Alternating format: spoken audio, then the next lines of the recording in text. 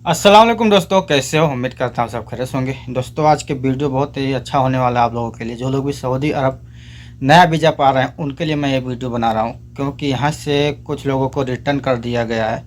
इसी विषय में आपसे बात करूँगा ताकि आप भी होशियार हो जाएं सऊदी आने से पहले, ताकि आप भी सऊदी आकर फिर यहाँ से रिटर्न ना जा पाए, नहीं तो आपका भी पूरा पैसा बर्बाद हो जाएगा।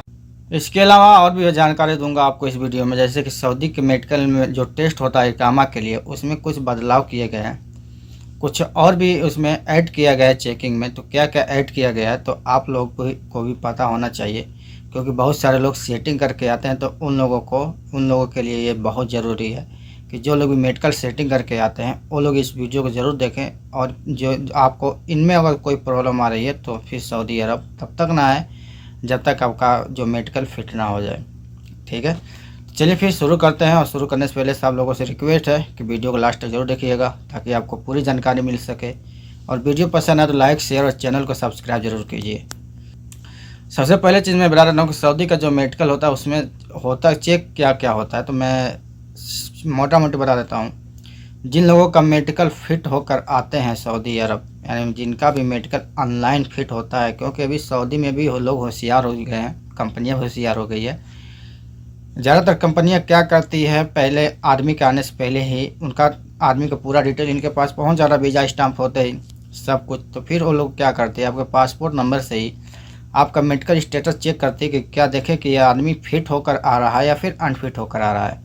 और जो लोग फिट होकर आते हैं उनका बिल्कुल नॉर्मल मेडिकल किया जाता है, आम तौर पे बस नाम के लिए कि हाँ ये आदमी मेडिकल कराने के लिए गया था, तो उनका नॉर्मल मेडिकल होता है। तो उसमें कोई ज़्यादा चेकअप नहीं किया जाता, कभी कभी बस एक्सरे और ब्लड ले लिया जाता है, और इसमें भी नॉर्मल चेकिंग होती है। और कभी कभी किसी किसी सेंटर में यहाँ सऊदी अरब में भी ब्लड के साथ साथ बीपी वगैरह भी चेक करते हैं, और एक्सरे तो करते ही हैं, साथ में हो सकता है टॉयलेट भी चेक करें, पेशाब भी चेक करें। ठीक, ये चीज़ कभी कभी चेक होता है, कभी कभी नहीं चेक होता है। लेकिन इसमें कुछ और भी ऐड कर दिया गया है, जैसे कि हेपेटाइटिस बी हो गया, हेपेटाइटिस सी हो गया, टीपीएचए हो गया, और भी बहुत एक दो और है, उसको भी ऐड कर दिया गया है। अभी इसकी पूरी लिस्ट हमारे पास नहीं आई है, जैसे पूरी लिस्ट आएगी हमारे पास इसको बताने की कोशिश करूँगा। तो जिन लोगों को भी हेपेटाइटिस बी या फिर हेपेटाइटिस सी है, तो वो लोग सऊदी अरब आने का क्या तरीका, क्योंकि पहली बात तो वो लोग सोचते हैं कि भाई इंडिया में तो अनफिट हो जाएंगे। जिनको भी हेपेटाइटिस बी और हेपेटाइटिस सी, इसके अलावा जिनको टीबी हुई थी बचपन में, टीबी वगैरह हुई थी बचपन में, उनका अगर जो कोई दिक्कत है, टीबी के अगर दाग है अभी भी दिखाई दे रहा है, तो उन लोगों के लिए भी दिक्कत होती है सऊदी अरब में।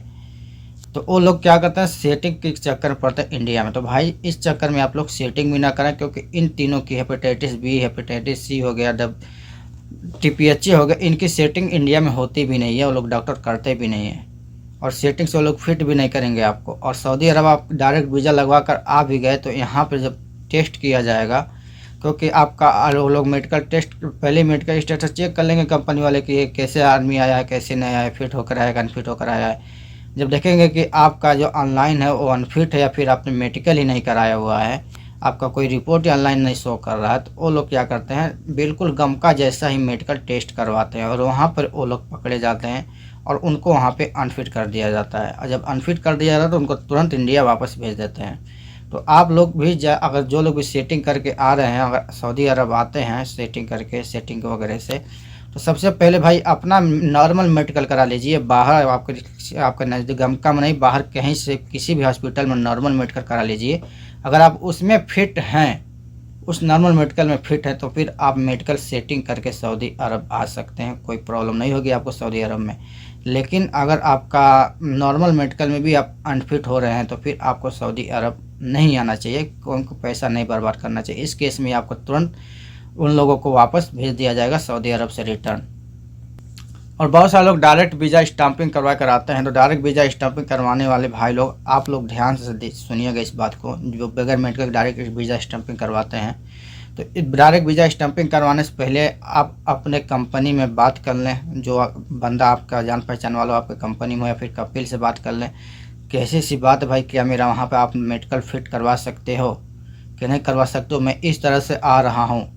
तो कंपनी में जो बंदा होगा उसको मालूम चले रहेगा कि यहाँ पे मेडिकल टेस्ट कैसे किया जाता है, या कंपनी बगैर मेडिकल के एकामा बना देती है, या फिर कपिल बगैर मेडिकल के एकामा बना देती है कि नहीं बना देती, क्योंकि बहुत सारे केस में देखा गया है कि कपिल और कंपनी बगैर मेडिकल कराए भी अभी फ़िलहाल के लिए बगैर मेडिकल कराए एकामा बनवा दे रही है किसी भी तरह से। अगर ऐसा है तो आप बिल्कुल, आपका जो भी प्रॉब्लम है आप सऊदी अरब आ जाइए, कोई प्रॉब्लम नहीं होगी।